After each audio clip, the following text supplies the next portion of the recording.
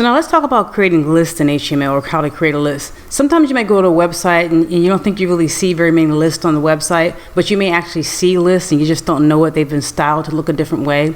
So for example, a lot of times lists are commonly used to display navigation menus or to create a navigation menu. You may go to a website and you may see a navigation menu and it may look a certain way or look kind of fancy, but in actuality it may be just underneath the hood, it's an actual list that you create in HTML. It's just been styled to look differently with CSS when you get to CSS. So you find lists a lot, and you tend to use lists sometimes when you're writing a website and making a website.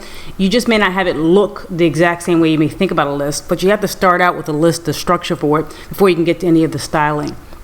So in HTML, in general, there are two types of lists you can write: an ordered list and an unordered list, and we'll talk about them right now, how you would do that. For an ordered list, what you do is you use the OL element, this ordered list, and basically you're declaring that this right here is going to be an ordered list. You're telling the browser this is an ordered list. And so that you have an opening part and you have a closing part. And then you have something else that you have to put inside it. Those are list items. Now we kind of talked a little bit about putting an element inside another element when we were doing formatting in chapter 2. But now we're going to really look at this concept of nesting even more. Because in HTML, you can nest anything just about inside of another element. You can nest inside of nest. So a list is one way of doing that. It was one example of that. But this is how you write an ordered list.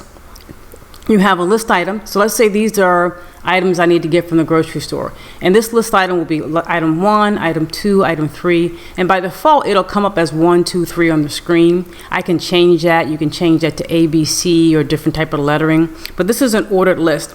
The same concept is true if you use an unordered list. You use UL, and that's your element for unordered lists. You need to have the list items there. And by default, the browser will show these as bullet points. And once again, you may have guessed that you can style them differently when you use CSS and you get the CSS and apply it to your file. But you can use an unordered list right here and they'll be styled just with bullet points.